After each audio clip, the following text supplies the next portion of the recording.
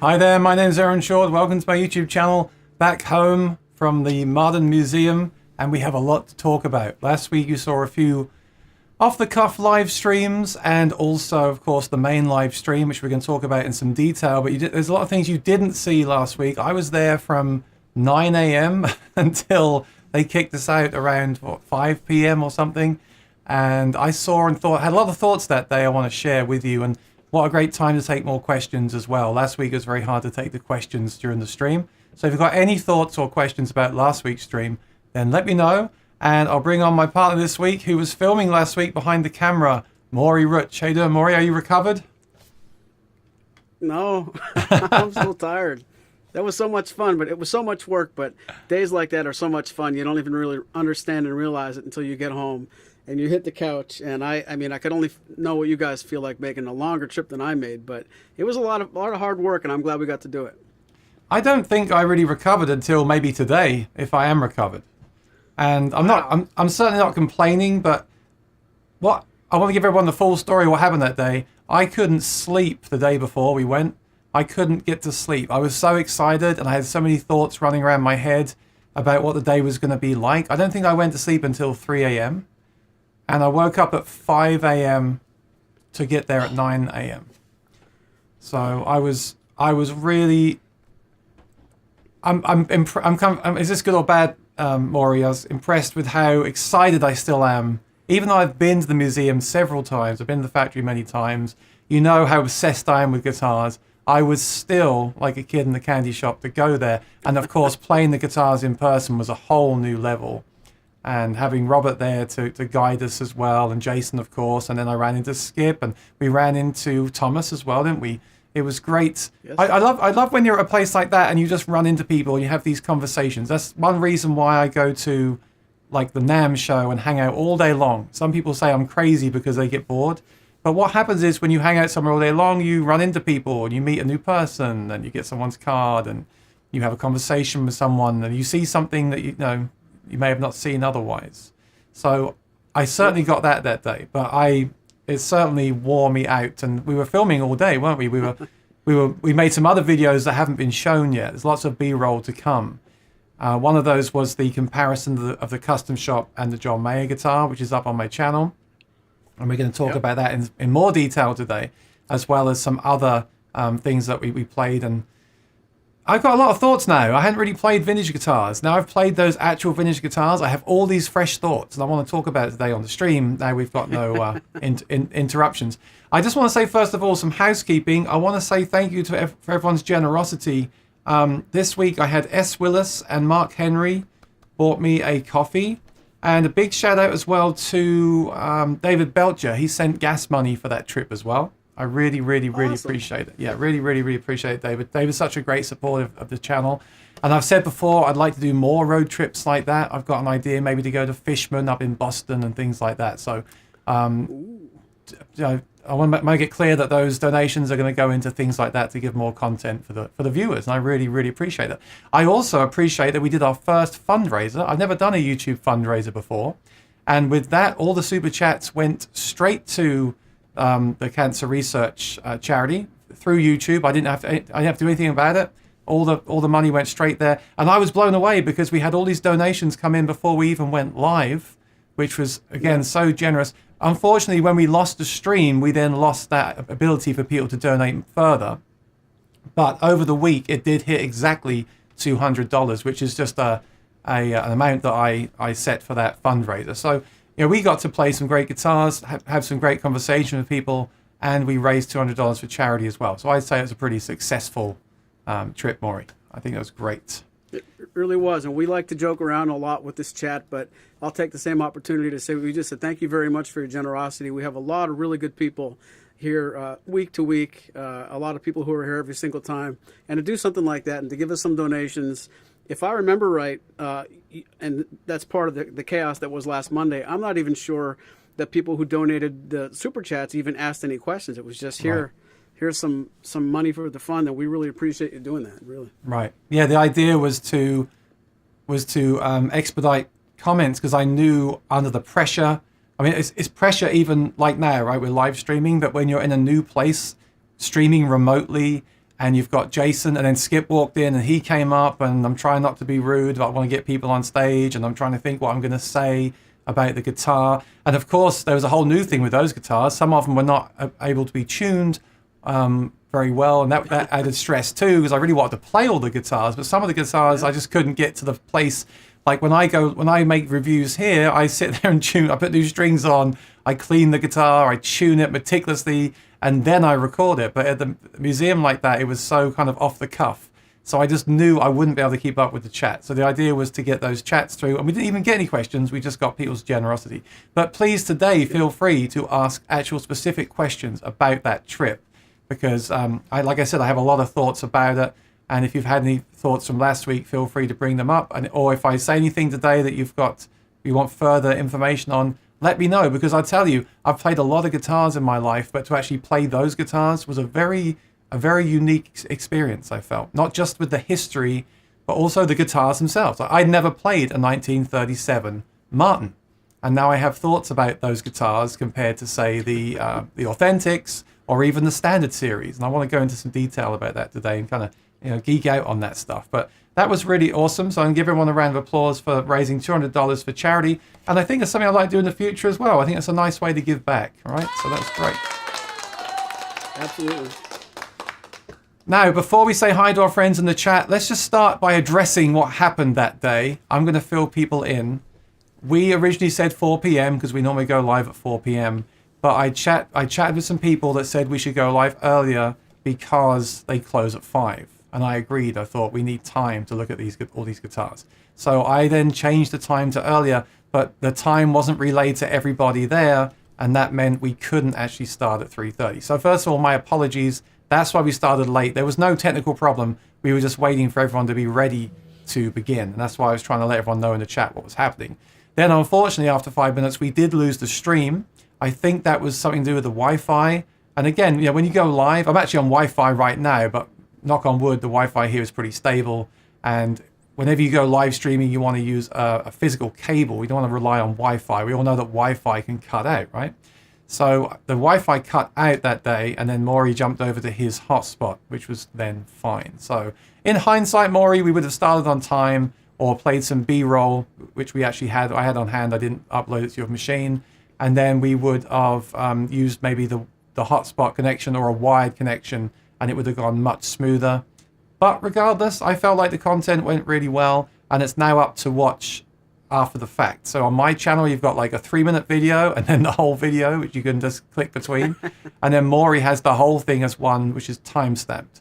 So if you did miss it or you want to watch it again without that stress of wondering where we're going to start, you can do that. But hindsight is a wonderful thing, but I think overall, Maury, it went really well. I'm really happy with the content that came out from the thing in general, and there's always things to learn with this stuff, right? So I'm really. And I agree with you, and I want to take an opportunity, if I could, on the Maury's music side of things. When we restreamed the very beginning, everything was doing well. When the stream failed and we had to put it back up the second time, it didn't go up to Maury's Music's YouTube. So I apologize to those people watching on Maury's Music's YouTube. I got some comments like, where to go? And they didn't know to go to look at your channel. And I didn't get the opportunity to field those questions until that evening, the next day. So I had a couple of people. I got a good comment that was like, I hope your products and services are better than this. And, they are. But I learned we did everything we could to be pre-production. We tried to get ahead of all the problems. I probably should have started the whole stream on the hotspot. That way, if the Wi-Fi was going to fail, it couldn't hurt us. But I thought the Wi-Fi speed would be better, and I'd be doing a disservice if we don't try to make advantage of the fast connection. And now that it's all over, I really learned a lot of the things I'd like to do differently. So I'd like to ask you in person, can we go back? If they'll let us, yes. I mean, like I said, I only played about 6 of the. There's so many guitars that I didn't play. We didn't play, and yeah, you're right. I mean, like I said, I want to do more trips like this, and this is all a learning curve. But even if you had have used your hotspot, there's a chance it might have cracked. It might have gone down anyway. Sure. But yeah, that's what happened. And then when you restarted the stream, it went live to restream, so it went onto my personal Facebook and my YouTube channel. But then without all the information. And without the fundraiser, so I felt bad, for that. But then again, like I said, the main thing is we did it. We got it running again, and now it's up there to watch now.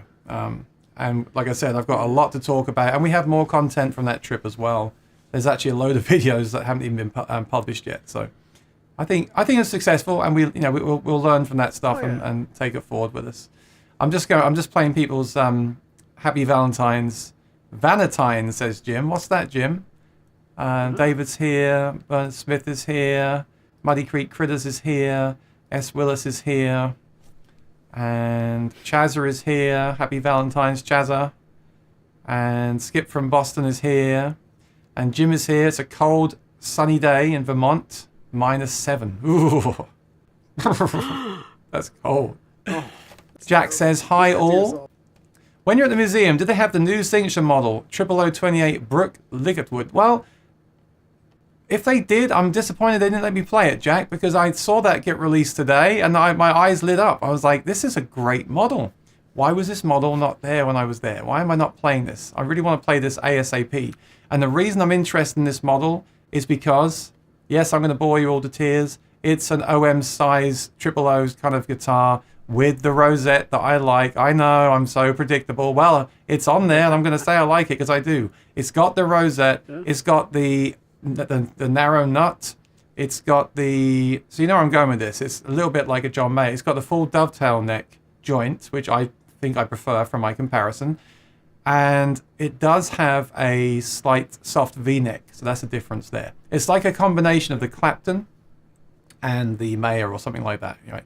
So I think this is a really... I'm actually really... And it's more affordable than the OMJM. I think this is a great way to go if you want a guitar like that. And it's the short scale if you like the short scale.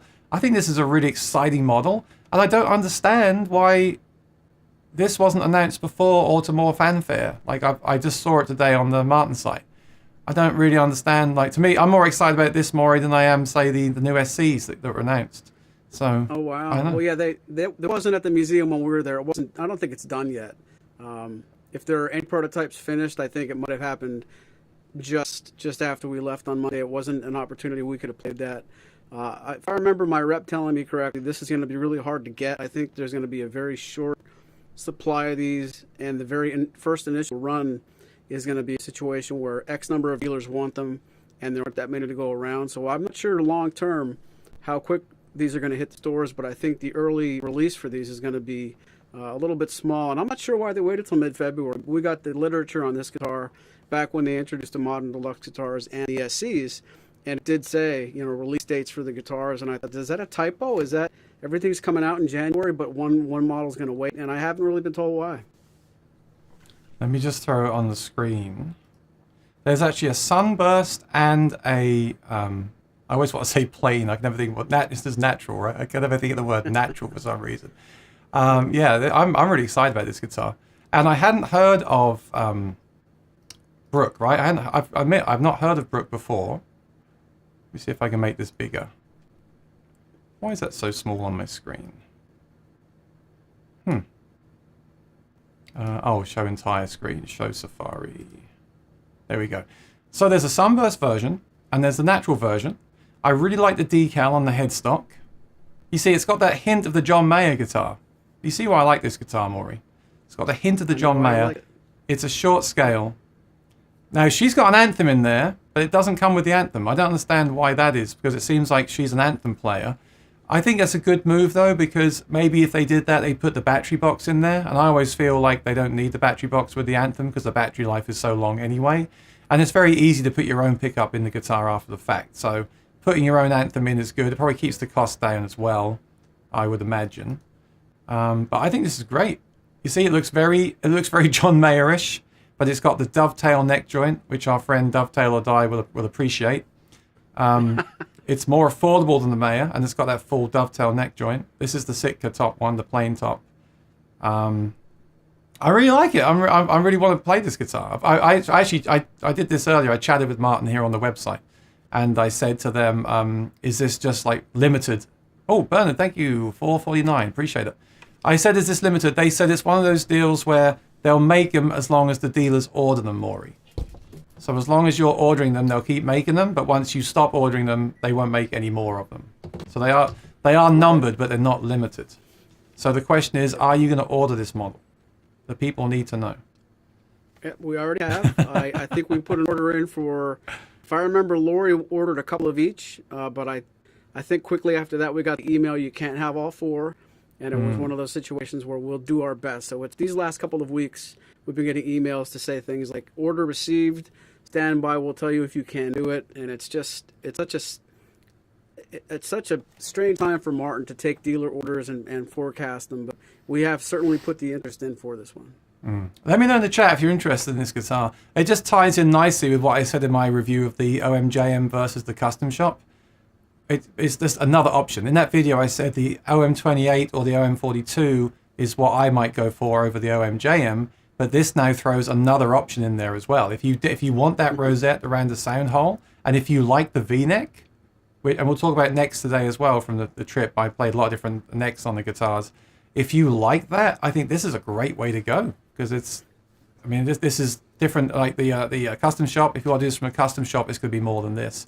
So I think this is a great option. And I was listening to her music today, and she's very good. So I think she's based in New Zealand and does a lot of I think she does worship music, and she's based in New Zealand. And I'm pleased because yet another guitar. It just blows my mind how these models just keep coming out constantly. And I guess it's a good thing, unless our friends now want to buy one. That could be good or bad depending on their situation. Let me know in the chat if you're interested in that model. I think it's really interesting, really cool. So we'll see. Do they have new models at the museum or just the old ones? So that they have nothing new. So I didn't see this guitar there. But what I did see there was as you walk in the lobby, I saw the new SC13s and I saw the new modern deluxe guitars. So shall we start with those, Maury? Because I got a chance to play them while I was waiting upon your arrival. I got to play all those guitars.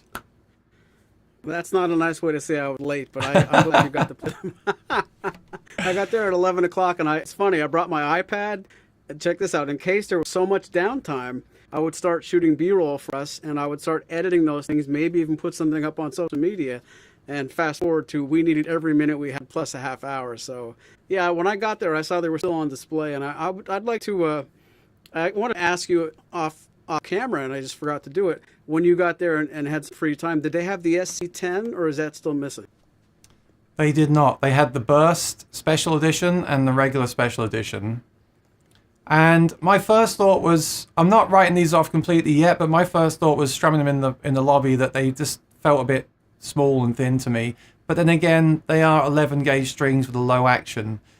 I wonder if a lot of Martin fans are going to think this initially when they play those guitars. I wonder if they're going to expect them to sound like their OMs and their Dreadnoughts, and then obviously they're not going to, because that's not physically possible. And then I haven't written that off completely. I want to get one of those, and I want to do a proper month-long review, because I feel like with that, it's something you've got to readjust to. You've got to get used to the pros and cons that come along with that new design. And so, yeah, my initial impression of that was a bit like, well, I'm not sure about this. I mean, it was just that one that I played. But again, I think you've got to plug something like that into a PA as well. I think they are designed for the stage. And it doesn't surprise me I had that reaction. I think secretly I was hoping that it would blow my mind. And I think this is it. I found the one. But I think with that guitar, it certainly has a purpose, and it's something that I would need to play further. Then again, so many people are raving about them, including our own David Belcher. So there's a lot of hype there with it as well. But they already like it. But yeah, that was a bit of a. I wasn't that taken with that model. But then I played the Modern Deluxe, and I'll take a step back here.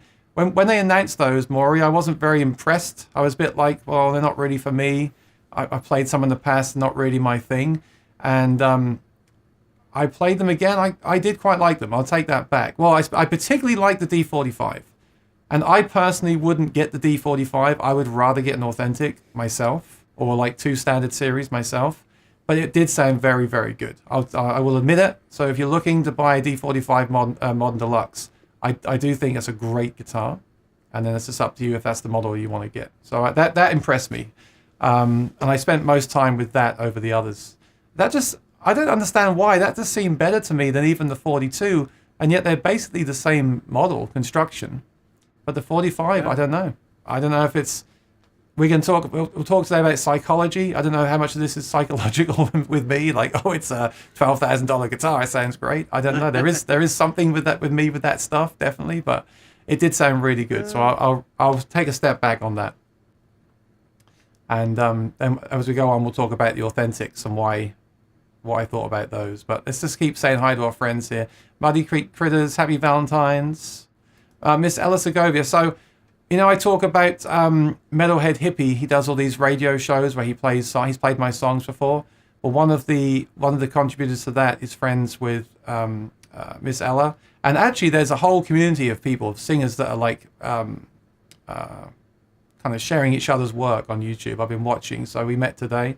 Thank you for subscribing. I appreciate it. Perhaps we'll collab one day.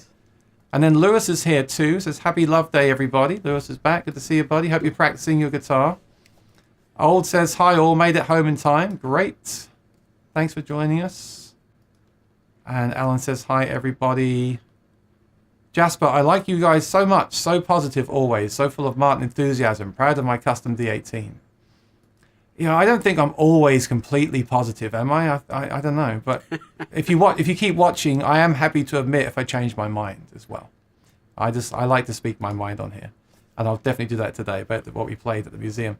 Vic G says, hi, Aaron. Hi, Maury. I enjoyed the videos this past week. Awesome. Thanks for watching them. Please share them if you can. Mark Johnson says, hi, Maury and Aaron, and everyone in the chat from Virginia.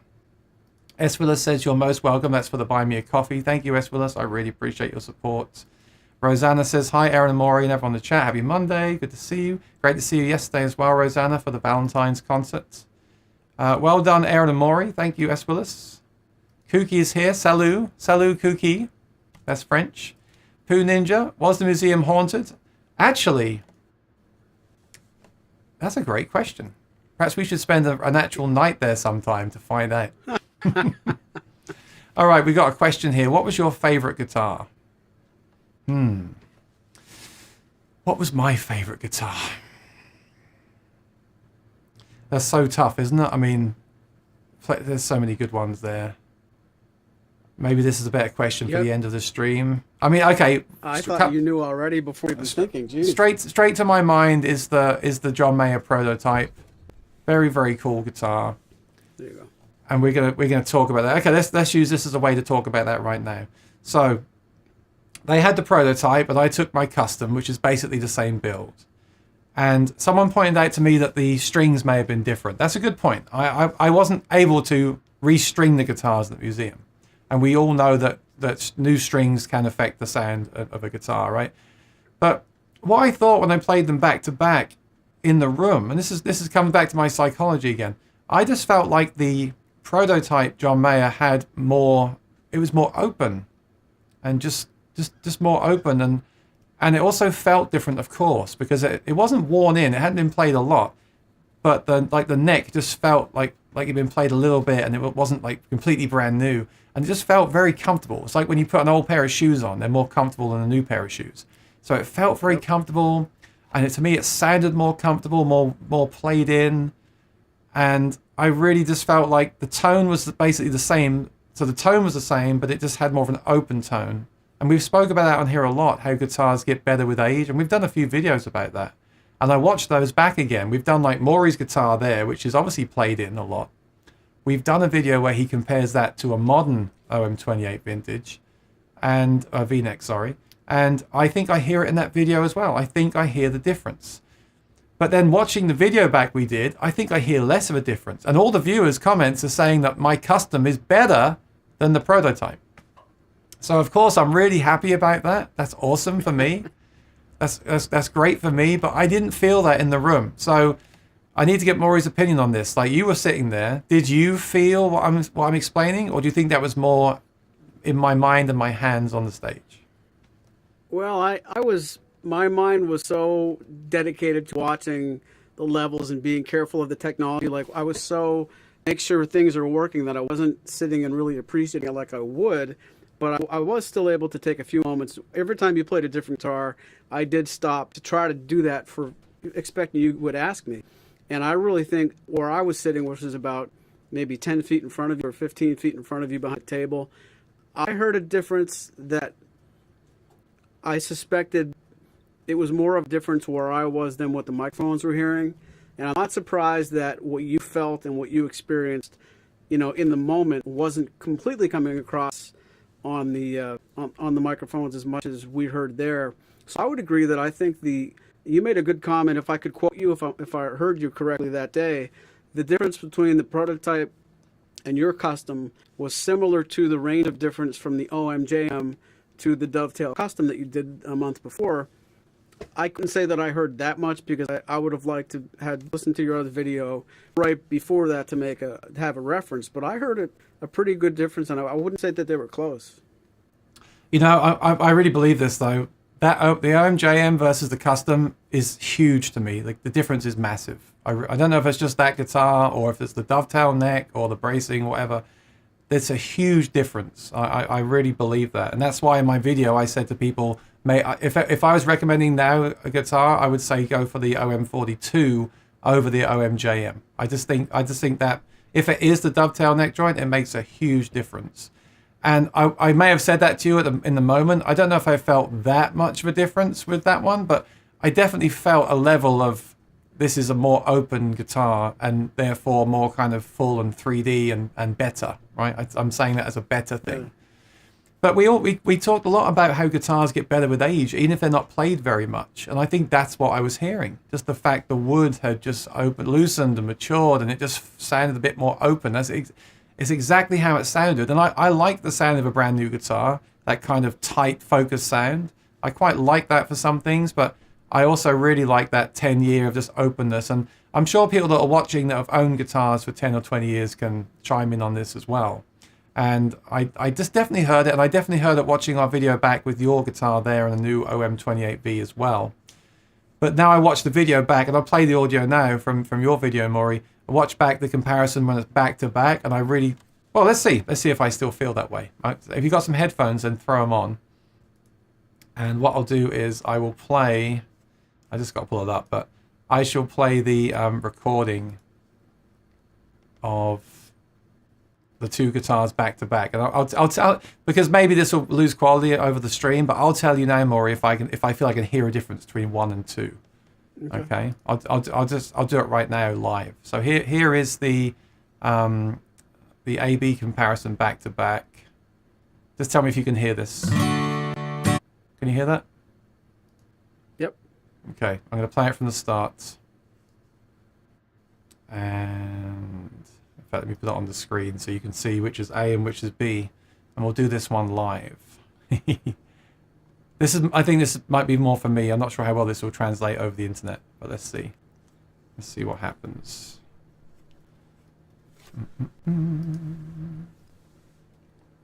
Okay, desktop. All right, here it is. This is an unreleased video, people. This is coming soon. This is a sneak peek.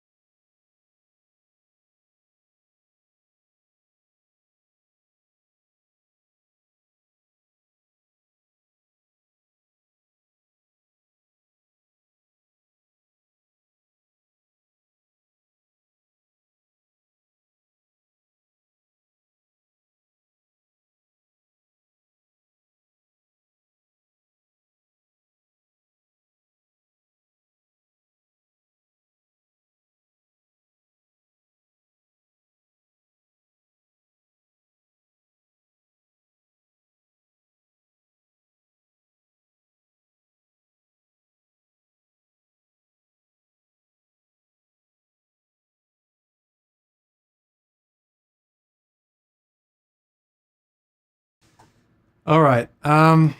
Let's talk about that then. I'll tell you what I'm hearing now. Listen to that back to back. I still think I hear it a little bit. I still think I hear that A is a bit newer, but then again, the strings are probably newer because I'd restrung it a week before. And the guitar in the museum, I'm sure wasn't restrung a week before. So I think a part of this could be the new strings. And I still think I hear just a bit more openness from B, but it's so small that I would not go chasing. For sound, I wouldn't go chasing another OM28 John Mayer, which is probably in that condition, probably now 15 grand. I wouldn't do it. But I tell you this, I did like the look of it. I like the orange, like your guitar is more orange. I like that orange look on the Martin. And I do like the decal a lot, like around the headstock and at the 12th fret. It looks fantastic. I think it's one of my favorite looking guitars of all time. So if I had the money, based on the looks, I'd probably buy one again if I found one in that condition. But based on the sound, I'd rather have the custom shop. And I think my custom shop will only get better. I think everyone here will agree that a guitar, acoustic guitar especially, gets better with age.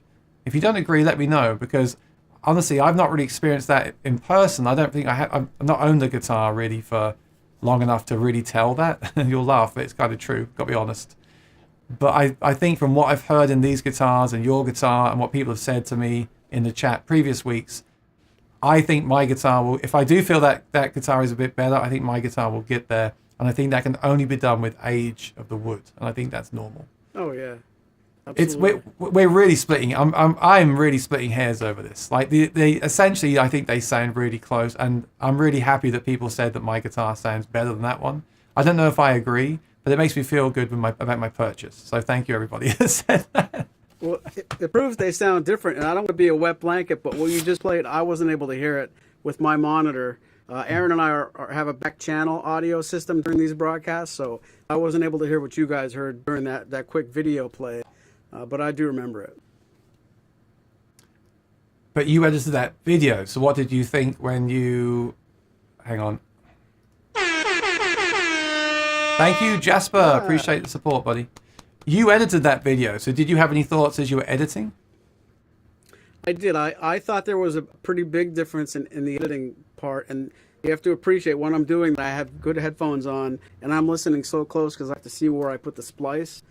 So when I finish those videos before they go to YouTube, I play them through front to back a few times, and a side effect of that is I get to hear them all. I did hear more brilliance and a little bit more liveliness, I think, from, I don't know if we're going to give away what A and B are, but they didn't sound the same to me on the video.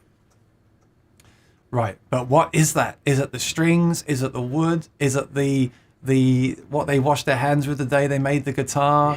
Is it the rain that fell on the tree? Is it in my mind? Like these are the questions that I hope to one day answer about these acoustic guitars. Listen, when you say that about the strings, I know what you mean, but have you ever changed strings on a guitar that needed a string change so bad and went, oh my God, this guitar is so different now? I haven't. I mean, the string life has a lot to do with something, but it's not going to make you think your average guitar was amazing and you forgot how it sounded until you put more strings on it, unless you're those kind of players. And I hope we don't have anybody in the chat that changes strings every year. If you do things like that, you're going to bring a guitar back to life with new strings because you're months and months and months past the stage where you should have changed them. But that's not Aaron. I just had my... Well, actually, I'm much lazier now about changing strings. I just had my Strats set up with 10s, and the difference is huge. Like, there's videos on the internet about 9s and 10s basically being the same. They're not at all. The 10s sound much fatter to me. They feel fatter too, which I'm not a big fan of. I can see why people like 9.5. This is on electric, by the way. But the 10s to me, just like where I've had a guitar with 10s and felt that guitar sounds bigger than mine, now I get that feeling from my guitar. So strings do make a huge difference. And someone pointed that out on my channel, and I do agree with that. But I also just felt like, does it matter? Does it matter that rare guitar in a museum made me feel like it was more open? What if it isn't? What if it is all in my head? Olds, thank you, Olds. Appreciate it. It's only that guitar. What if it is just in my head? I mean, did you see the video someone posted this week with the electric guitar? They took a cheap telly and expensive Telecaster, and he wants to know what the difference is. So they sound completely different. And then he plays around with like the pickup height and the pickups, and that makes them basically sound the same. And then to test the amount... Have you seen this video, Maury? I don't think so. This is awesome. Thank you for your support. Really appreciate it. to test. I know it's annoying, but I'm gonna do it anyway because I appreciate it. To test. I got that from Dylan Talks Tone. He does that. To test the full thing of the guitar, he takes everything out of the guitar, apart from he mounts it onto a desk with just the pickups and the strings to show that they sound the same. I'm not explaining it very well. You have to watch this video. I'll try to remember to link it below at the end when we're done. Wow. But he basically proves that the pickups and the pickup height on an electric guitar is what gives it the sound. And none of that stuff matters. And yet, for years, people are saying, well, the thickness of the wood, the weight of the wood, the wood type. A lot of people say that doesn't matter with electric because you're hearing the pickups. And I even say that with acoustic. Yeah. With acoustic, you're hearing the pickup. I really believe that. But he proves that. And I guess what I'm trying to say is, doesn't matter. Like if I wanted to buy a 15 grand Martin John Mayer guitar, does it matter if I feel like it's better, or is that a big waste of money? And this is really for the chat. I mean, I presume you're going to say I should buy a new one, but only you can answer that for yourself. And I say that to the camera, because anybody who hears that sentence, don't let anybody tell you it doesn't matter, and don't let anybody tell you it does. I wanted to play a lot of those guitars that you got to play last Monday, and I would have been walking away from that museum really wanting some of them, because I heard what inspired me, and if it inspired me, that's all that matters to me. Even if somebody disproves me a week later, I heard what I liked. It made that much of a change to me. It inspired me to want that, and I won't jump ahead too far in the program, but when we get to talk about that 1939 0042, you really impressed me with how much you were able to do with a short scale instrument, and I'll wait my turn to say that, but there are things that I didn't really believe mattered to me as much until after I watched what happened when you played them. Yeah, I'm going to talk. I apologize that today is basically talking, but there's just so much to say about that trip that today is just going to be basically talking. But I got so many thoughts. I just want to go back to the comments so we keep up to date. Old says, didn't know you could donate later. You have to do another event in the future. I want to do it. I'm very impressed with how YouTube handled that. I literally choose the charity through the list, and they just they make it very easy to donate. And they handle everything. It tells you what it's for and everything. They're very transparent. And you can add it to any video. And then you can also add it to other people's channels' videos as well. So if I do another one, for example, if BMO has a channel, BMO could add it to their channel as well. Or you could even join an existing one. Yeah, they do it really well. So I think that was great. And we'll definitely do that again. Olds, that's awesome. BMO says, yes, which guitar played the best? So that's the thing that we should mention here. None of the guitars particularly played amazingly well. And I think that's fair enough because it's a museum. It's not a guitar store, right? They are not going in there and taking them out of the cases every day and restringing them and setting them up. They're not doing that. Now, the John Mayer did play really well, to be fair. But some of the really old guitars, I could barely tune or play. And I was also scared to. Like the oldest Martin, I was too scared. You can see in the video, I'm almost scared to hold it because it didn't feel fragile, but it kind of, in my mind, it did. It actually felt really sturdy for how old they were, but in my mind, I was holding something incredibly delicate, and I was a bit nervous about scratching it or whatever. But some of the tuners were loose on some of those guitars. Some of those tuners wouldn't move, and I didn't even want to try to manipulate them in case I broke something. One of the guitars had a broken string as well. So, for me, that's a bit disappointing. I would love to have had them all tuned up with brand new strings, set up by someone in the custom shop and actually played them. That wasn't the case. I'm not good enough either to kind of navigate around those kind of things. I need a guitar that plays well and it's really in tune. I'm used to that as well. So that's something you get from a new guitar that you might not get from a museum piece. But the later ones did play well. The Clapton played well. The Mayer played really well. That's the newest guitar. That's probably why. The Authentic played well, and so did the original version of the Authentic. We'll talk about that next because that's a really really cool topic, I think. Jasper says, listen, many channels go from super chat to super chat. Don't worry about it. You deserve it. Oh, thank you, Jasper.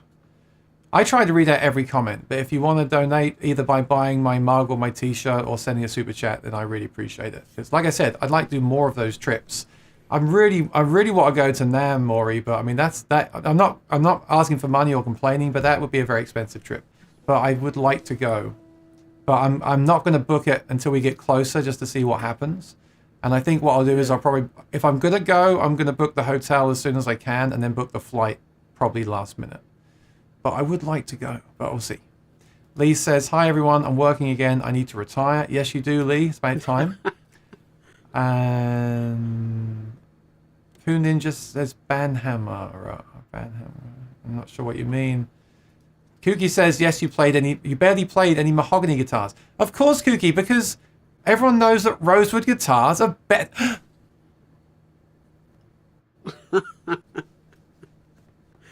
That may have been partially by choice. I don't think so, actually.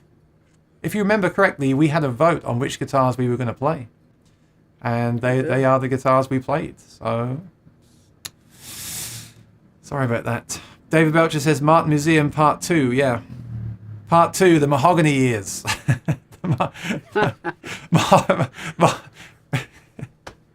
Mahogany Strikes Back. Return of the Mahogany. Yeah. Yeah. That'd be great. Did you at least hold Johnny Cash's guitar? No, that's the one that did slip through. That's the one that didn't make the list. Remember, we only had an hour at the end of the time. And even that was kind of rushing through them. And then the day went so fast. Like, we made 2 videos of the Maya and the Authentics because I really wanted to cover that. And then we were basically out of time. We did a few other things with Robert talking, but aside from that, we kind of ran out of time. The time just flew, as I knew it would. Yeah. So that's one guitar that didn't get played. But that's not to belittle it. That's a guitar that was lent to Johnny Cash while his guitar was being repaired. I think the actual Johnny Cash guitar is at the museum in Nashville. Not that that's still not a cool thing, of course. We love Johnny Cash, don't we? You did it. You know you did it. You killed both of them. You're fired. Get out of here. You're crazy. Sorry, I had to add this extra sound effect. I wanted to recreate that with you in the museum. That's why I'm sad we didn't get to play it. Can you imagine? Like, Thomas walks in and we're like reenacting that scene. You stay out of this, Thomas. This is nothing about you. Maybe that's the guitar. I don't know. Yeah, I don't mean to belittle it, but the actual, if that was the actual Johnny Cash guitar, and I don't know how many he had, but if that was the one, I think the one in Nashville Museum, if that was that one, I would have had to have played it. But yeah, that is still a guitar that he played, which is awesome. But so do you think that Colombo guitar might be the one that's in the museum? It could be. It could be. Could say, what's the matter with you? Just like the scene. That is something that, you see, I should have asked them. I want to. This is what I'm trying to research. Like, where is that original Paul McCartney D28? Where is that guitar from that scene? It's very hard to find this stuff out, though, because a lot of people, a lot of information just gets lost, doesn't it? Oh, speaking of which, we ran into Dick Boak there as well. And I got to say this, yeah. He made me very happy because he walks in and he says to the guys in the museum, I just came in with my scales to weigh the new modern deluxe guitars. And inside I went, yes, because no one takes me seriously when I talk about the weight of a guitar. And there's Dick Boak weighing a guitar. So I said, Dick, so what makes a good guitar weight-wise? And he said, well, the heavy ones can sound good, but the light ones can be nicer to play. So I didn't get my answer. It was cryptic. But it was good to see him, and he mentioned maybe doing some videos about guitars that he's been built. Should I even say that? Anyway, he invited me to maybe do some more videos with him in the future. So watch out for that. That was cool. Old says, even with the bugs, it was very entertaining. No apologies needed as far as I'm concerned. The free and loose nature of you and the viewers are what we love about Mondays. Good. Well, Old, thank you. I'll say that. I'm not saying arrogant, but I felt like once we got it going, and the content is good. Like there's not kind of weird gaps and ums and ahs, and I like the way Skip came in, and I think the content was great. I think there was just some issues that can be, we can think of those in the future. Looking back, I could easily say, well, if only we'd done this and if we'd done that. But all we can do is learn from that, right? We're learning as we go. This whole thing, whole live streaming thing is a learning thing. Like our first episode, you want to see how much we've learned? Go back and watch the first episode from 2 years ago at the start of the pandemic. No, don't. Then you'll see how much. I mean, technically, I don't mean you on stage. You were great. I mean, like what I would do differently with microphones and with setting things up. I only mean like the behind the scenes stuff. I think the show and content was everything I hoped it could be. That's not my concern, you know. Rosanna says, did we get to play the OM45 that survived World War II? Did we? I've forgotten. No. Did we? We didn't know. That was on the list, but they forgot to bring it out. Sorry. Another one for the list. S. Willis says, -14. James Floyd says, I'm tuning in from Texas. Well, that's great to hear because it's very, very important to be in tune. Okay, Lewis said, I enjoyed the history behind it. So much joy around. Jack said, BL0028 was based on Clapton and Paul Simon models that she owns. Ah, Jack, you've been reading Martin.com as well. Just kidding, buddy. You mean the new signature? I like this new signature. Are you going to get one, Jack? Let me know in the chat. Let me know what you think. No one's talking about this guitar. What's that? No new guitar days this week? Come on, what's going on with everyone? You're just living through the videos now. Are you watching me go to the museum and getting excited over the 1930? Everyone's saving for a 1937 authentic. That's what it is. Ooh, we're getting there. Jasper North says, I lived 6 years in Garrett County, MD, very close to Nazareth. I never went there since I didn't play the guitar that much, and the internet had just started. I'm talking 1995. Yeah, I remember those days. If only we started making videos back in 95. Oh. Ooh. Unfortunately for me, narrow neck and bridge spacing. Yeah, like I said, I'm absolutely fine with the narrow nut now. I don't find any... I would really struggle to tell. This is just me, but I would personally struggle to tell. The thing with that new guitar is it has a V, slight soft V, but then again, it's a soft V with a narrow nut, so I'm wondering how that would feel in the hand. So, yeah. Rosanna says, Happy Valentine's Day, everybody. Rexomatic says, similar to CEO7. What's that, the new model? No, it's a 00028 short scale, soft V-neck. Maybe just the neck. Oh, the neck shape, yeah. But the CEO7's a 1 3/4 inch, right? And the new one is the narrow nut. And S. Willis says, it's great that Martin made a more affordable, attainable guitar with a VTS. Yes, it's got VTS as well. Forgot to say that. Too bad the nut. Oh, we've got a lot of haters on the 1/11/16 inch nut. Yeah, I'm only throwing that in as possible help to people. I was very against that nut. It's one of the main reasons I sold my John Mayer originally. Is I just felt I read, and this is just the truth. I read online a lot that people would say I don't like that, and I really felt it kind of got in my head a bit that I didn't like it either. But now, honestly, I'm very indifferent now. I'm not just saying that to be on the fence. If I had to choose, would I choose the wider? Maybe, yeah, okay, I would. But I'm not. It's not a deal breaker for me at all. For me, it's more the feel of the neck as a whole. So how does that particular neck feel with that combined for me? So that's just where I'm at. I'm not saying that you're wrong, S. Willis. I'm just saying that was my experience over the years. What does yours have, Maury? Is yours 1 3/4 or 1 11/16? 1 3/4. Okay. And I learned something too, because the old Martins had the wider nut, and then they went narrower, didn't they? They went narrow, and then they went back again. So they've kind of gone like that over the years. That was interesting information. So the authentic I played had the 1 3/4 inch, and then in later years they went to the narrow nut, and then they went back again. Interesting stuff. Did I hear one of the Martin guys correctly that Martin Owners Club members can request to play one of the display guitars when we visit? That seemed a little too generous. I'm not sure about the official word on that. I've heard of friends in the past that have played like the millionth guitar and things like that. I've definitely heard people tell me that. But I don't know if there's an official... Do you know that, Maury? If there's like an official stance on how many museum pieces you're allowed to play, if you remember?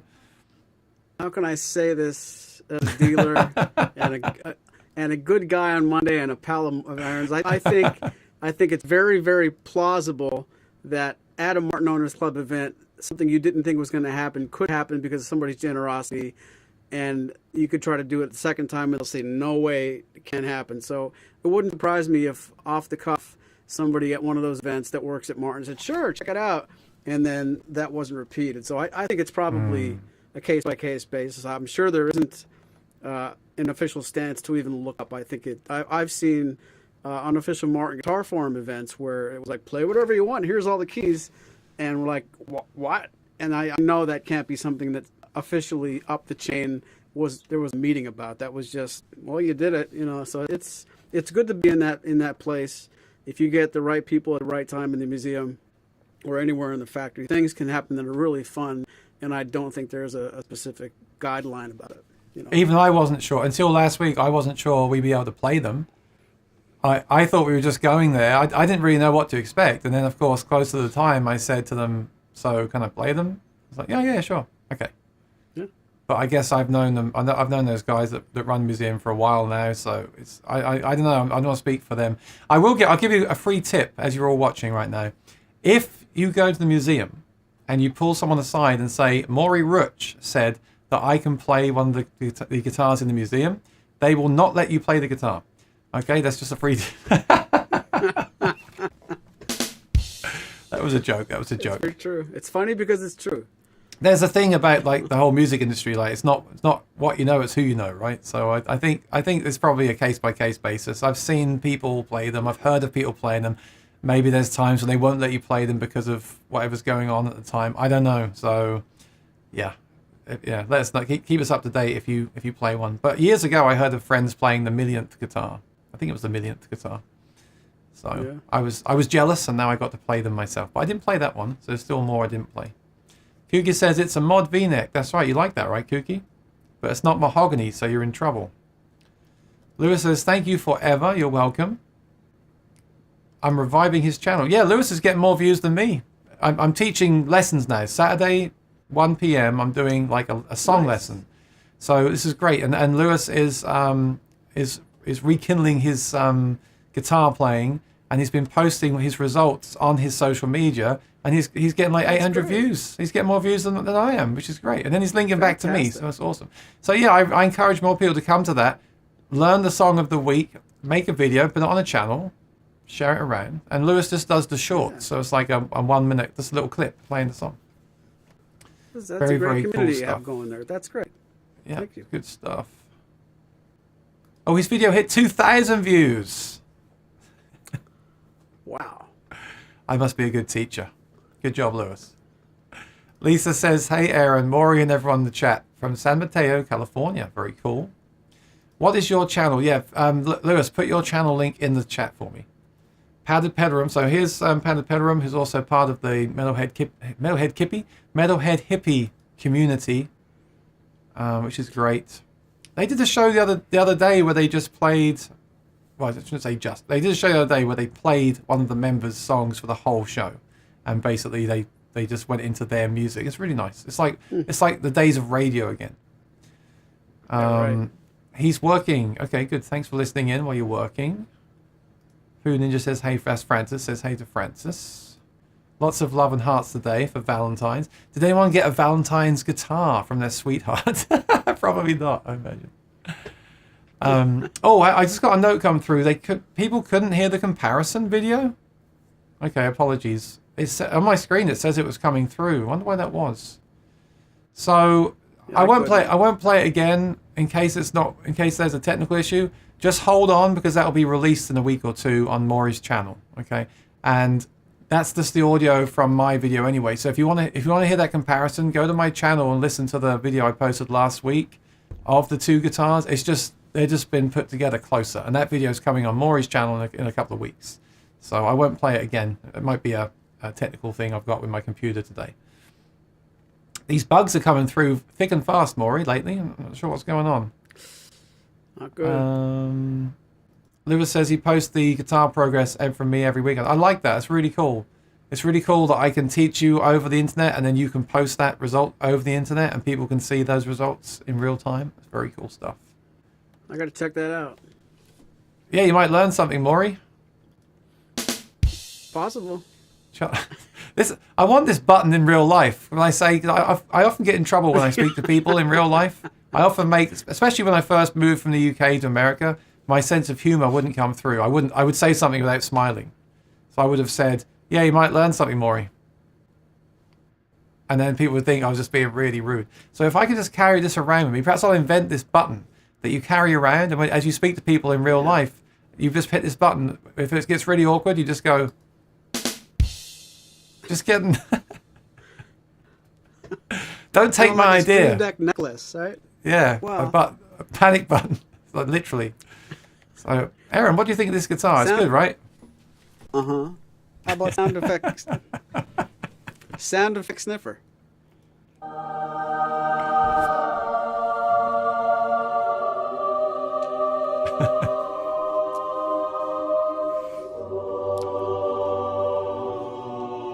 Okay, this is a long one. I believe that's the sound I hear when I open a new guitar case for the first time. I'm busy, but that's a good thing. Oh, come on. I'm busy, but that's a good thing. How's Jeff's vacation going for the house band? Oh, you're talking to each other. Okay, I won't butt in then. Were there any... Okay, yeah. Fire those questions in here for the museum. Let's fill in anything we missed. So were there any long-scale small guitars, small and triple O at the museum? I mean, there was a lot. There's a lot we didn't cover, of course. We have to make that clear. There's so much in there. And Maury's already said, like, we should go back. And yeah, I mean, you could spend weeks going through all those guitars. And I believe they have more too. Like, what you see in there isn't everything. They're going to cycle things around over the years, of course. So Right. Yeah. I did the backstage tour years ago and saw the room where they have Chris Martin's personal collection. And there's just a huge rack of guitar cases. So yeah, we only And wood. we only scratched the surface. But do you remember if there was any long scale small guitars, smaller than a triple O? Not in the guitars we were able to play. Were there in the museum behind the glass? I'm sure there were. Yeah. I think so. There's just so much. There's so many there, and yeah. James Morrison, good to see you, buddy. There was a jam room next to the museum, and went a few years ago. You could try quite a few models. That's how I decided to get an HD28. That's awesome. That's called the Pick and Parlor. The Pick and Parlor. And I did go in there. They didn't have many guitars in there. They only had like half. When I've been years ago, they had. Well, they never had like all the Martin models. They had maybe say 20, and on this trip I think they had about 8. So I didn't spend too long. I want to spend most of my time playing the new guitars that were on display out the front in that lobby, and of course in the museum. So I'm soaking that up. So yeah, they didn't have as many there as they have previously, but it's cool you got to play an HD28 there. I've often said, Maury, I wish they had every single model there. Because when I first went to the factory, I thought, great, they'll have every single model. I can play every single one. But of course they don't. The reality is they make guitars and you pick them up and you sell them. They don't have the guitars on hand at the factory. They're made and they're sold. But it would be great if, I don't know if other companies do that, like they have one of each. That was my hope. They'd have one of everything and I could just both spend the whole week there playing every single Martin. But yeah, that's not the case. Ken, good to see you. Are you new here? Played the D45, D42 Mon Deluxe in comparison to an HD28. Ordered my D22 Mon Deluxe a couple of weeks ago. Very eager to play it. Did you do a comparison of that to the standard HD28, Maury? I don't remember doing that. No, that's a good thing to try. I'm sure they'll sound very different, Ken. I'm a big fan of HD28, as you know. D42 Mon Deluxe, I'm sure, is awesome. I mean, it's very different neck and construction. It'd be interesting to hear them back to back, but I think they're going to sound very different. So when you get it, please send me a video of you or some photos unboxing the guitar. That'd be great. And of course, sniffing the sound hole as well. To sayhi@aaronshortmusic.com. I'll throw it on the screen. There we go. Say You're hi like at such a sad puppy, aaronshortmusic.com. Aaron, at the museum not being Sorry. able to smell through the mask. You're like, I'm finally at the museum with all the guitars and I know. can't smell them. So Martin's policy in sad there. for you. Martin's policy is to wear a mask still. So I was on the stage and the comments were coming through. Sniff the guitar. So I pretended to, but it was very fruitless to do that because obviously I couldn't smell very well at all. So that's a reason to go back again. But I did give Maury a gift, which was an actual soundhole sniffer sticker, and he was so in shock. This thing? He could barely speak when I gave him that. Because for I still can't believe years, it. he's been saying that's not real. And I presented him with an actual one. Now, what you can do, I had a thought about this. you could cut that out and you could stick it over the sound hole of your guitar. It could be like a sound hole cover. If you cut it right. Yeah. If you get really stuck at a gig. There you go. Definitely sounds better with it on. Yeah. Oh no. So these are not new, but these are on my Teespring store as well. Stickers, mugs, and t-shirts. Where can we find these, and what's the address? I'll put it on the screen while you model the sticker. That's the address. Teespring.com/stores/Aaron Short Music. You too can own a Soundhole Sniffer sticker. I believe Maury and Skip at Martin are the only ones that own one right now, and myself. And I wonder what Skip did with his. I wonder, I'll ask him. Okay, Jeff is getting some rest. Okay, you're talking with each other, so I won't read those out. But I'm glad he's okay.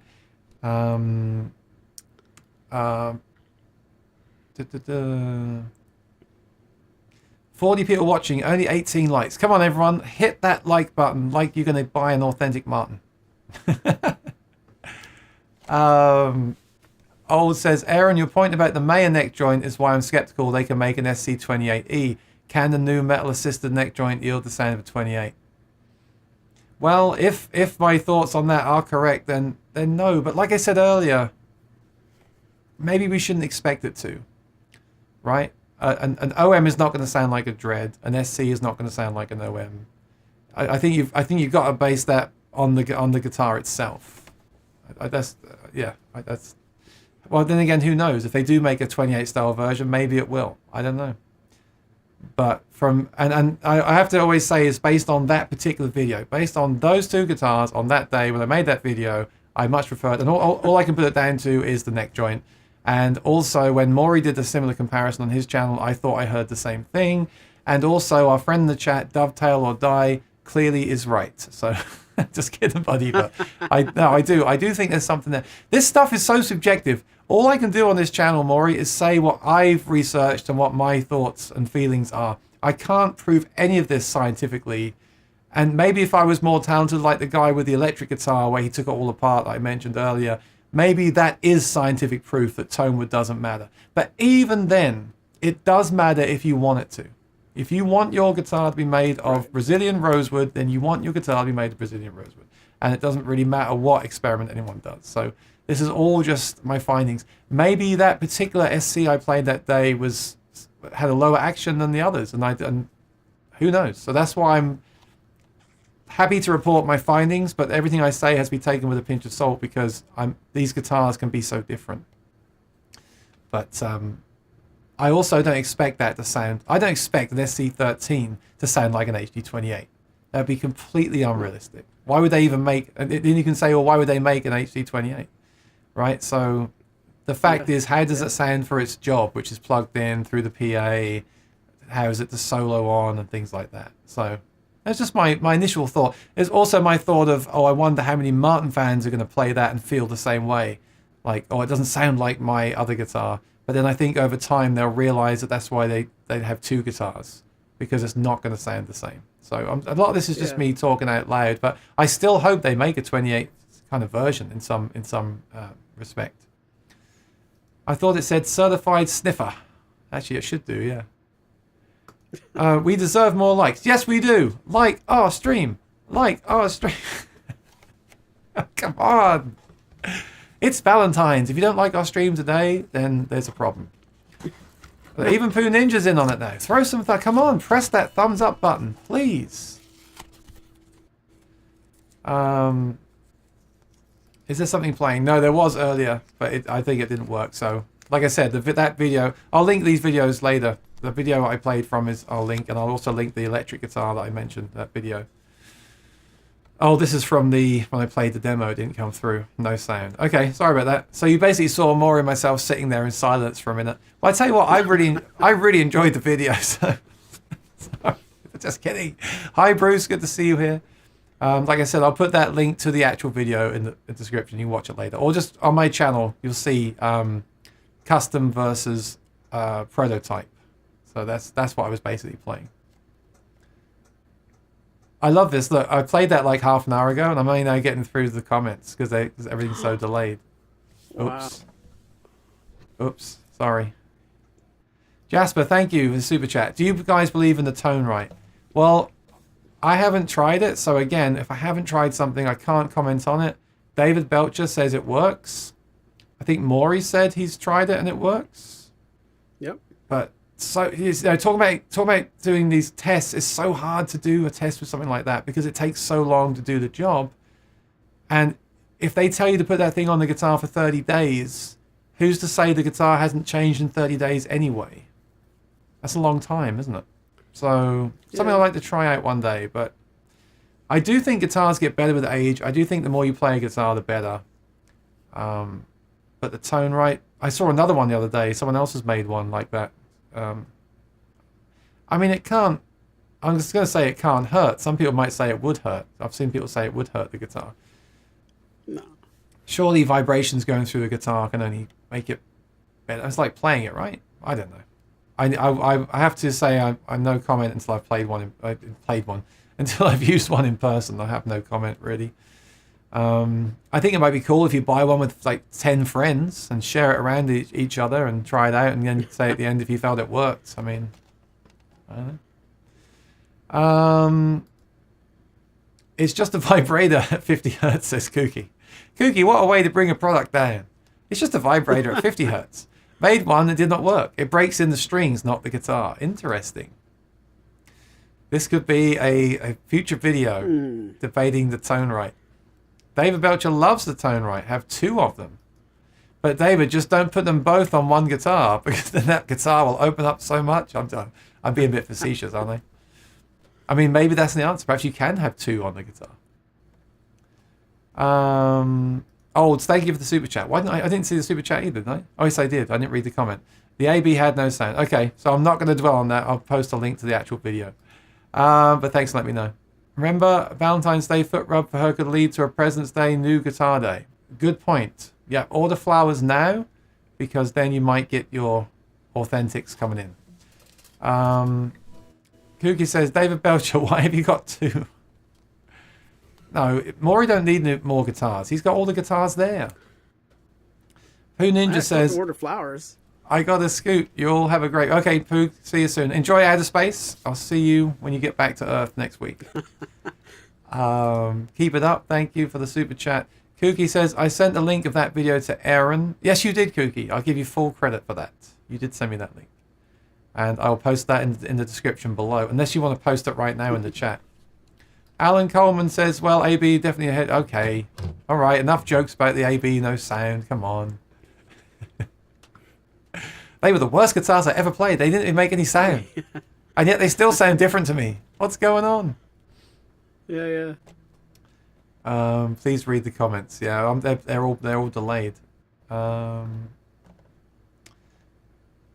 let's talk about... Time is flying by reading through the comments, but did you get to play the Clapton guitar? Yes, the Clapton guitar is on the stream, and I really like that. I really like the short scale Clapton a lot. And let's just mention this. None of the necks bothered me. When I sit at home and play all these necks, sometimes I get really wrapped up in, well, I need this neck, and I don't like the feel of that. Just being on that stage at the museum and having half my mind on the stream, none of the necks offended me. It was just like, well, it's just a neck. Really interesting. Now, make of that what you want, because maybe there is still something to it when you're sitting at home. Maybe I was distracted, but it wasn't like, oh, I can't play that guitar. I actually quite enjoyed the differences in all the guitars. I did. So maybe I'm changing my mind a bit with that stuff. I did feel, steering this into the authentic, because I was so excited. They had an authentic from 2005 and an authentic from 37, which has got to be one of the most expensive rare guitars around, right? A 1937 Martin in that condition. That's got to be, they said like 100 grand. I believe it. That is your golden era real guitar. And then they had the, people hate when I hate when I say real, but you know what I mean? It's the guitar. And then you had the authentic, the original, yeah, you had the authentic recreation. That really threw a curveball to me. Because what I thought was, when I play that 1937 original, it's like the heavens will open like on that sound effect. I thought this is it. This is going to be the best sound I've ever heard in my life, because people talk about these instruments and talk about these guitars, and they say they are the one. That's what we're seeking out. That's the Martin tone. And then I had the authentic. Well, my first thought was the neck on the authentic recreation is very different to the guitar in the museum, and that really baffled me. I think I asked Jason why that was. Because I'm like, well, if this is a copy of this guitar, why is the neck so different? And in fact, a lot of the guitars I've played, I did. I was obsessed, because the guitar I played at Carter Vintage in Nashville, that had a really thin neck. The museum guitar had a really thin, not thin neck, but down at the open position, very thin, and it gets wider as you go up. The authentic just has a really fat neck all the way down, which a lot of people say they don't like. I read a lot online that people say they want an authentic, but they don't like how fat the neck is. So I'm just really mystified, because all the authentic actual vintage guitars I've played don't have that neck, and yet the authentics that I've played have the neck. So I don't know what's going on there. But sound wise, it was interesting. They were very different sounding as well to me. To me, the actual guitar had quite a dry, direct, percussive sound. Didn't have the boom that I was expecting where I was sitting. I think those strings were ancient. They looked rusted. So it could be that. But it reminded me more of like the D28, just a really in-your-face kind of lead bluegrass kind of sound, where the authentic recreation had more of an open kind of scooped, like a scallop brace sound, like a bigger, boomier sound. And I don't know which one. I think I preferred that, actually, but it's not like one was better than the other. They were just very different sounds, like when I reviewed the D28 and the HD28. Both good sounds, but very different. So I was surprised with that. I thought that 37 vintage guitar was just going to blow my mind, and I liked it. I think I liked the history and the actual instrument, but the tone, I kind of, in some ways, preferred the authentic. That was really interesting, because the authentic doesn't have like Brazilian rosewood. And the authentic doesn't have, it's not an exact copy of that guitar. So the fact that I preferred that in a way was really interesting to me and exciting, because I can't afford a $100,000 original guitar. So then it got me thinking, right, I do like this authentic thing. I like it. So aside from being confused about the neck shape, the actual guitars, I think they're great. I really like them. And if I was getting a guitar, I would personally probably go for an authentic over the modern deluxe. But the modern deluxe does have that very thin neck and everything. So if that's what you want, obviously that's a good way to go. But yeah, I'm all in now on the authentics. I'd love to get an authentic by the end of this year. I think they're great. I think you've got to play them and find the right one. I mean, that's a big investment, and they do all feel a little bit different and sound a bit different. It's not like you're just getting that guitar from the museum. You're not just getting a photocopy of that guitar. You're still getting a unique instrument, especially as it's made, very much made by hand, right? And there's lots of variables in that. We said before that you've got to get one with the right action, because it's hard to change the action without an adjustable truss rod. So, but I liked it, and I love the actual guitar. I love the Maya prototype because of what they are. They're the originals. But I was very impressed with my custom shop and the authentic in the museum as well. And I was also impressed with all the other guitars, but some of them were just a bit too unplayable to really form an opinion on. Because you saw like some of them were out of tune, some of them the tuners wouldn't turn, one of them had a broken string. The Clapton was really nice, and Maury didn't even get a chance to play that, did you? But that impressed me, because I wasn't looking for that guitar, and I played it and I was like, oh, this is cool. So yeah, as you can tell, I was more impressed than I thought I would be with all those instruments, and also impressed with the fact that the modern stuff I really do believe stands up to the old stuff. Because I know, like Maury said on here before, that the guitar's now very consistent, but I read a lot on forums that people say the old ones are so much better because of the glues and the constructions and the fact that they're that old. But I don't know if it's just those particular guitars. I'm sure there are vintage Martins out there that are maybe even on a different level. I don't know, I haven't played them. But from what I played that day, the newer stuff does hold up well. But I think I like the appeal of the age based on the story and the life of the instrument as much as I do the sound. Right? Like that 1937 guitar has a lot of stories to tell, and that is a cool thing. Maury's guitar, you can see, has a lot of nightmares to tell about how it was treated over its life. No, the stories are cool. The stories are cool, and a guitar that's been around since 1937 is just undeniably cool.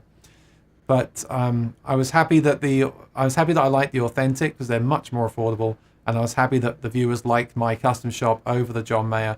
But like I said before, those original 400 John Mayers, it's not about just the sound. It's also about the fact there's only 400 of them, and some of them are broken now, and you can't get them anymore, right?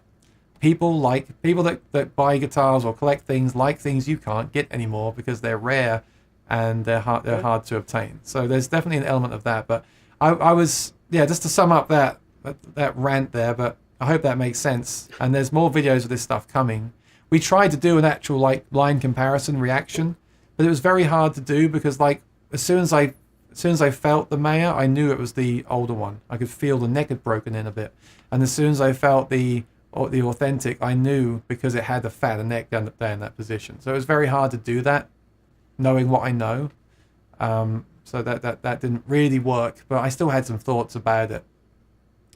And I think, close your ears now if you don't want a spoiler, I think thinking back to last week, I think I picked the authentic over the actual guitar, tone-wise. So... I remember it being funny when he's sitting there on stage with his eyes closed, and I'm the one handing him guitar number 1. I hand him guitar number 2. I go back behind the camera, and Aaron does his whole thing. Well, what do you think? And he makes a big statement of which he likes better. But I don't remember which one is named which one. I know I gave him that one and not this one, but I don't know from 20 feet away which guitar was the authentic. And we had a couple of minutes where we had to really gather our thoughts back and forth. And I mean, I had to do too much that day, if we're really being honest. It was the worst blind comparison ever. I'm trying not to break anything. Maury's trying to hand me guitars, and he doesn't know which is which anyway. I know too much about the guitars from all the reading that I do, so that ruined it because I know, I knew straight away which guitar was which. And I was really trying hard. I was looking up at the sky, my eyes closed, really trying my best not to let that influence my ears. But I just knew, and when you know, right? Yeah. I need to have someone I need a friend that doesn't play any of those guitars to say which one do you prefer. That's how you do a comparison. I know too much just from reading about this stuff. I could tell right away. And it does influence it. As much as I love new guitars, that worn-in neck, it does feel comfortable. It's nice. That must influence the way you kind of hear it. Even though I was trying my best not to. I was like, just listen. Which one do you prefer the tone of? Listen to the tone. And that room is amazing because the echo and the reverb in that room.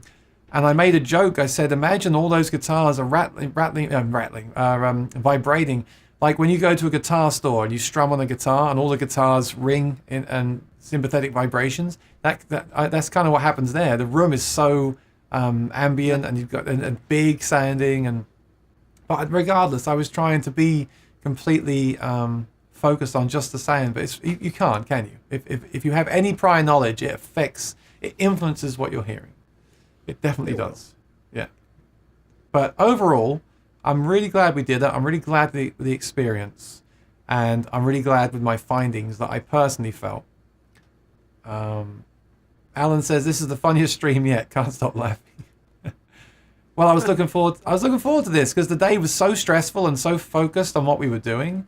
So I was really excited for today's stream just to unleash all the thoughts and feelings from the day, because that day we were just on it. We didn't get to sit and reflect like this on the day. So, and I just find it really fascinating.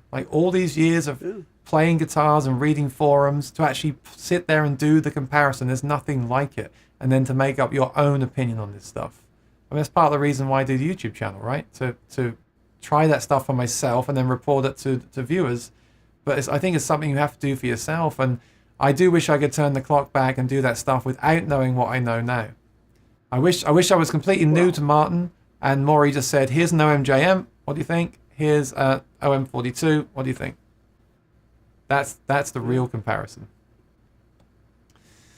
Will I read every comment? No, I know I didn't play the audio. I don't know why, because it says on the screen it was coming through. Then it didn't. But then sometimes Sometimes there's bugs with this program I use, and sometimes it's user error. So let's just go with the bug thing for now. Oh, Bruce, that's mean. Stop by next week for the latest apology of technical mishaps. I tell you what, I'm not going to apologize for that next week. In fact, I'll go complete opposite. That was intentional. I was just playing a joke on you all. Now you've got to decide if that was true or not. Great. Well, could you hear the sound on the Johnny Cash? I guess you could.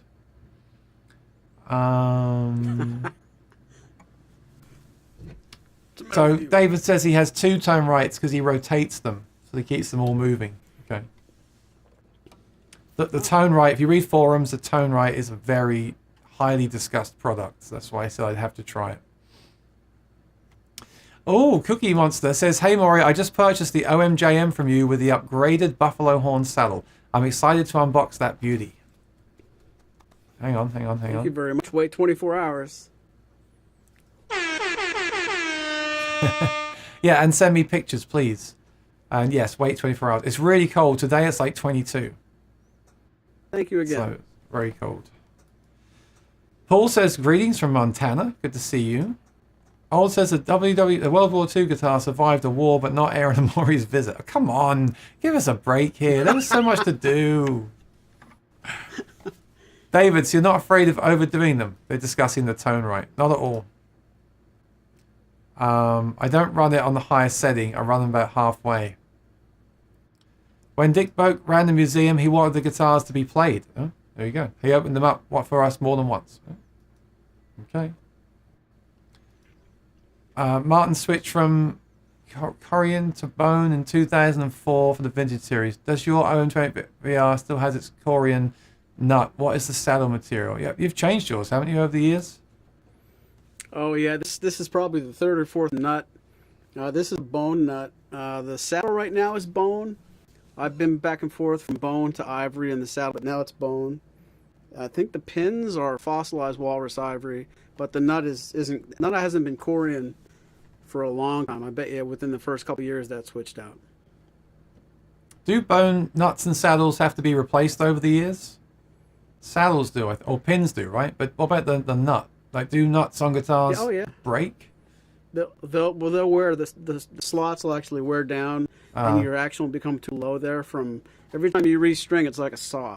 Right. Really, really gradual. It takes a long time, but yeah, you probably have to replace.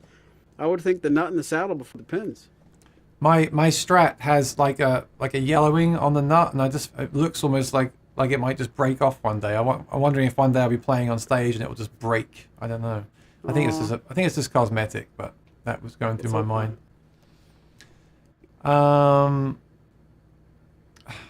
Alan, I'm not going to read that out, but my friends in Germany.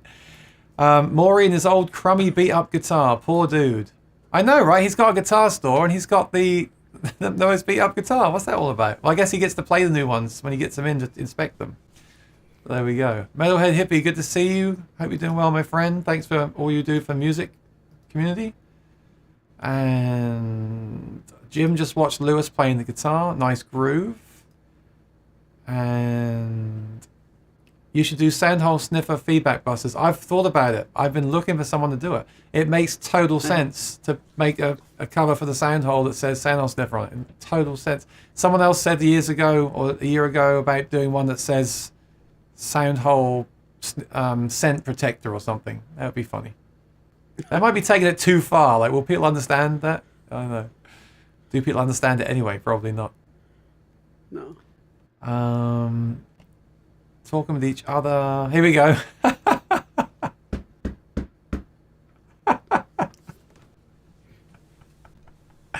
Yes, you were right. Today's been the day of apologies and wrongdoings, like from Aaron Short. Don't record this episode, please. Yeah, I don't know. I mean, you know, this whole thing of does this affect this? Does this affect this? Like I said, on those two guitars, yes, I don't know if it's that, but as there's not much else different, what else can I presume? The problem with acoustic guitars is they're made of wood, and wood is also different. There's always that to come back to, isn't it? Well, the wood's different. Okay, well. Yeah. But yes, I do much prefer my custom shop. Bill says, online ordering is screwed up. I ordered candy for my wife, and they just sent me a new guitar. I know, right? What's that all about? For Valentine's, you ordered candy, you got a guitar? Crazy. I'm okay, mate. Hang on. Brazilian rosewood sounds like mahogany. Yeah, right. Get out of here. Who said that? Kooky, of course, but I just know he's laughing while he types it. This is Kooky. He's smiling to himself while he types. I know too. I know this guy. He even put a smiley face. There we go. Sorry. Oh, maybe authentic necks are huge because the lack of truss rod and the fear of Martin of seeing them all come back with twisted necks. Well, I think you've got a point there. I always assumed that the necks are fat on those guitars because there's no adjustable truss rod and it will make them more stable. And the authentic recreations do have a fat neck up at the 12th fret. But I'm just saying, why can't they have a thinner neck down at the open position? I mean, maybe there's some truth there. I'm sure in the old days that's why the necks were fat, right, Maury? They were fat because it gave them more stability. I'm sure. So, Yeah, and I think I remember somebody, that day was a big fog, but I don't know if it was Jason or Skip that said back then, and this might have been off camera, they need some place to put the T-bar, so you can't have a neck that's too thin and mass that the bar would take up too much of it, so they have to have a housing to put a big rod in there. I don't remember part of the dare if it was, maybe it was Dream. But yeah, but the actual guitar from 1937 has the T-bar, and yet it has a thinner neck down at the first fret. Oh yeah, That's that my doesn't make point. any sense then. Right. I got you. I think they just modeled those guitars. Oh yeah, wake up, Maury. I think that they. hang on. I think that they. You awake now? I think that. Yes, I've got new sound effects. I think that's why the original guitars had it, and I am still trying to research why a lot of the authentics have the fat neck down there. I know some people like it. I think I talk about necks. I don't know. For me, I think it's a bit too much. I like I said, I'm confused because the one I played at Carter Vintage had a thin neck. I was so thin that I thought someone had gone there and sanded it down. But now I don't think they did. I think back then it depended on who was working that day. I think some had the thin neck, some had the fat neck, and it's just what they based on. Probably. So, can't wait to hear the new 12 fret modern deluxe guitars. Says Olds. Yeah.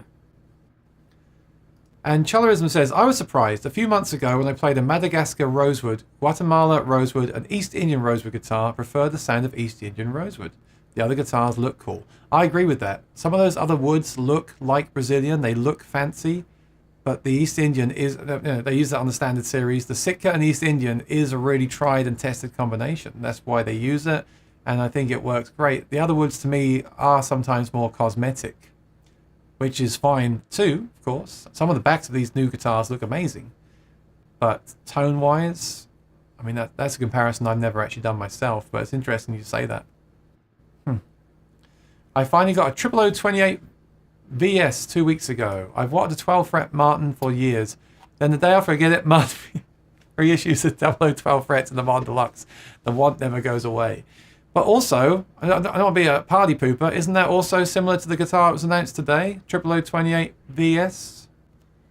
That's actually a long scale 000 12 fret. So no. Okay, good. That's an awesome guitar. But you're right. You're right. There's always new, and today is proof. I had no idea there'd be a new model announced today. So I get up for my coffee, like, what? Another model? What's going on here?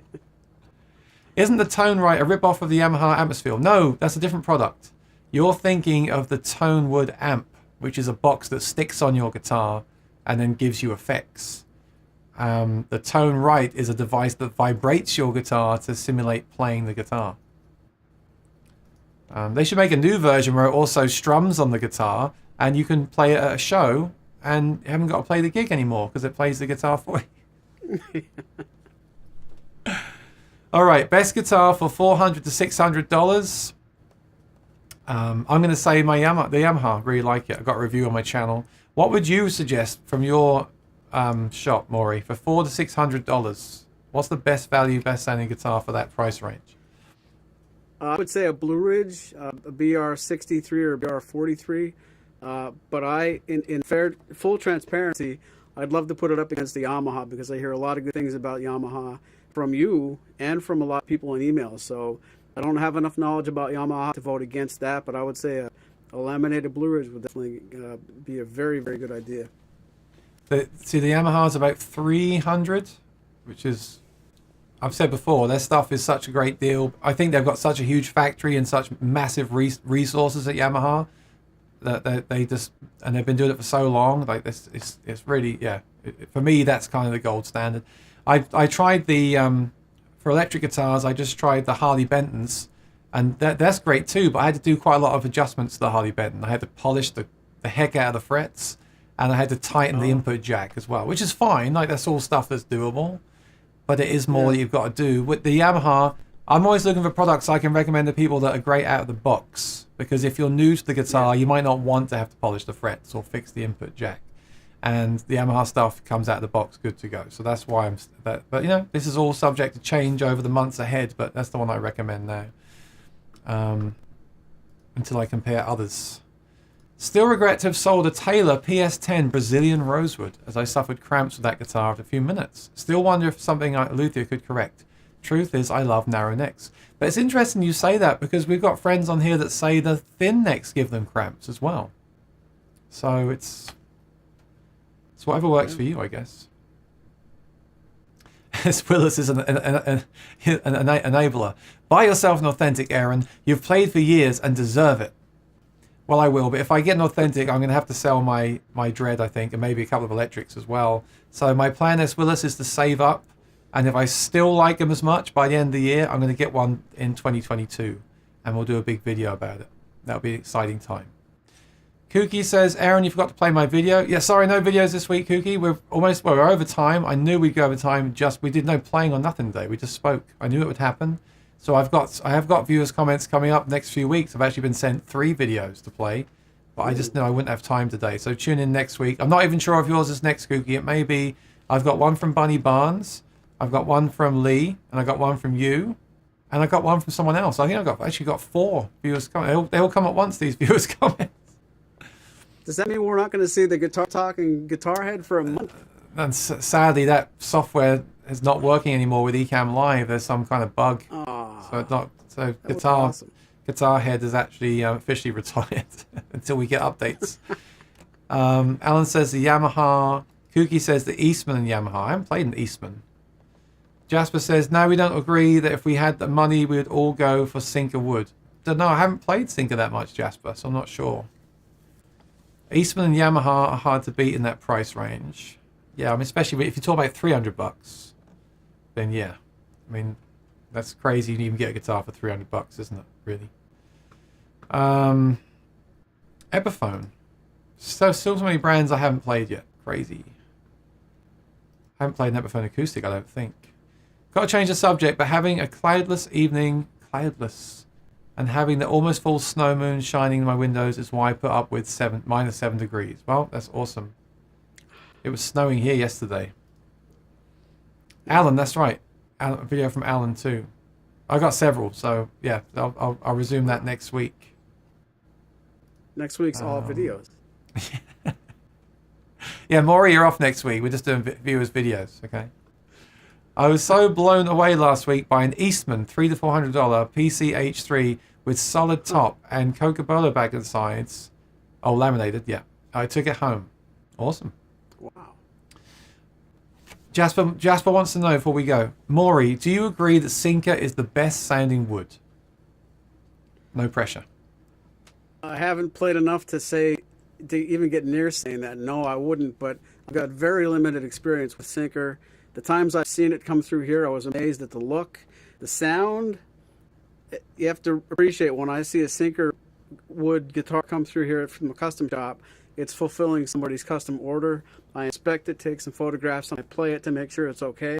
And it never stays here longer than that day. And it definitely doesn't stay here long enough for me to pull something else off the shelf and give it a good comparison. I'm always afraid to task somebody, hey, your custom is here, it's passed my inspection, it's ready to ship. Can I have it one more day? The one time I did ask somebody that, it wasn't a Sinker guitar, but I said, your guitar could ship today. Is there any opportunity you would let me have it for one more day to do a video and a comparison? And the guy politely said, no, I want it right now. And I said, hey, I would too. So I haven't played enough to really say so. I just haven't. Me too. All I know about them is that George Groon loves it, and I do think he knows what he's talking about. So I'd love to try it more, but it's not something you see that often, right? Yeah, it's not something you see that often. I would believe him. Yeah. Yeah, luckily there's still many things to try, and that's definitely one of them. But I really can't have an opinion if I haven't played something. It's not fair, I don't think. Metalhead Hippie says, Maury, do you ship to Alaska via FedEx? Yes. And I must thank you again. Even with plus $4,000 guitars, piezos on stage sound horrible. The voice print DI is a great pedal to make good guitars sound great, and feedback is cut with narrow frequencies.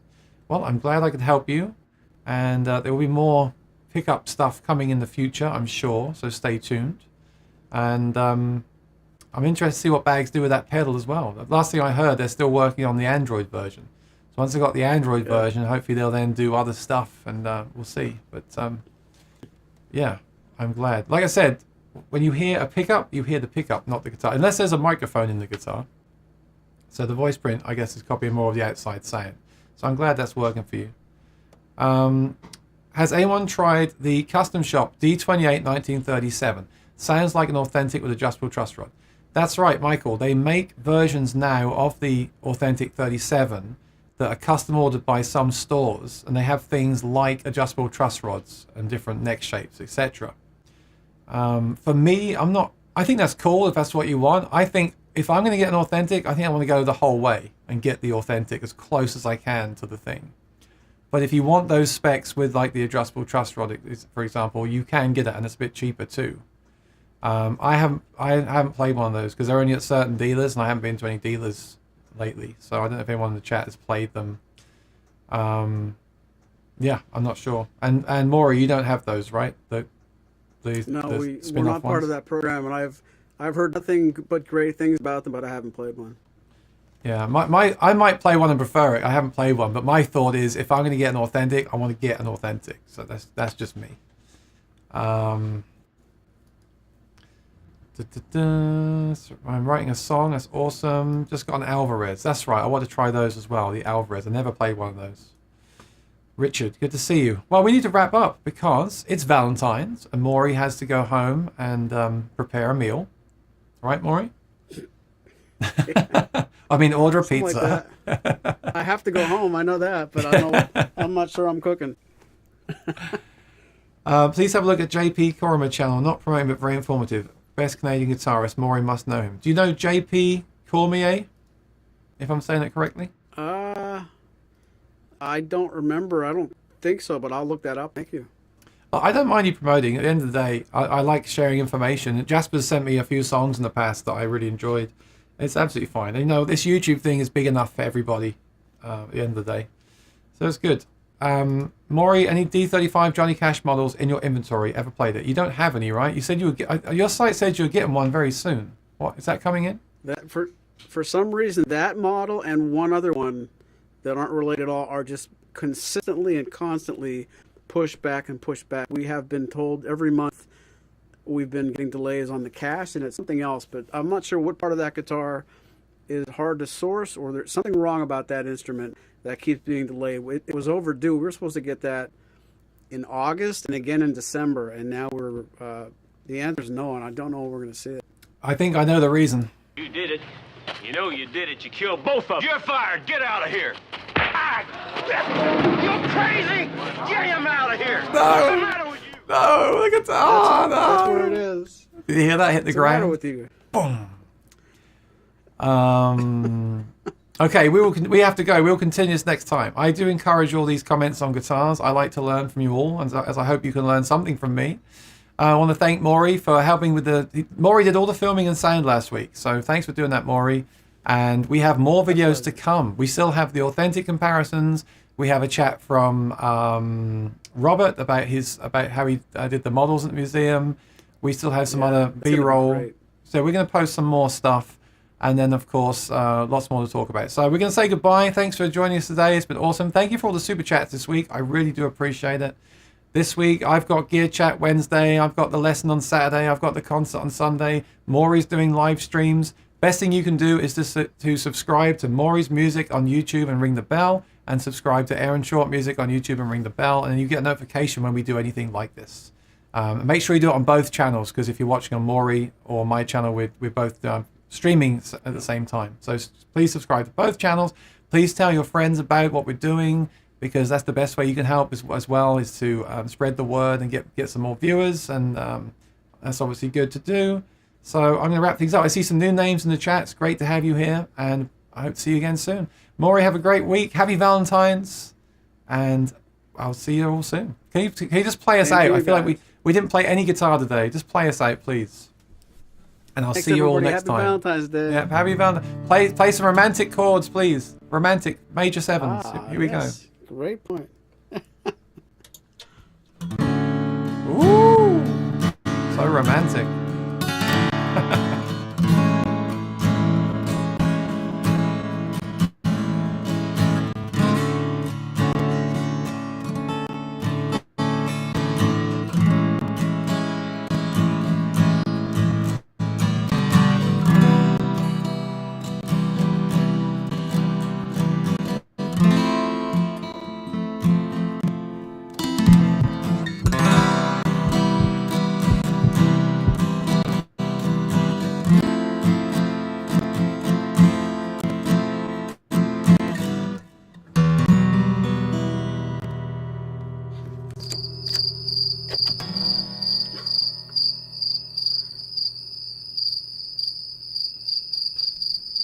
It's just like I'm actually at one of my own gigs. Thank you, Maury. I'll see you all next time. Have a great Valentine's. Take care. Be well. Bye-bye.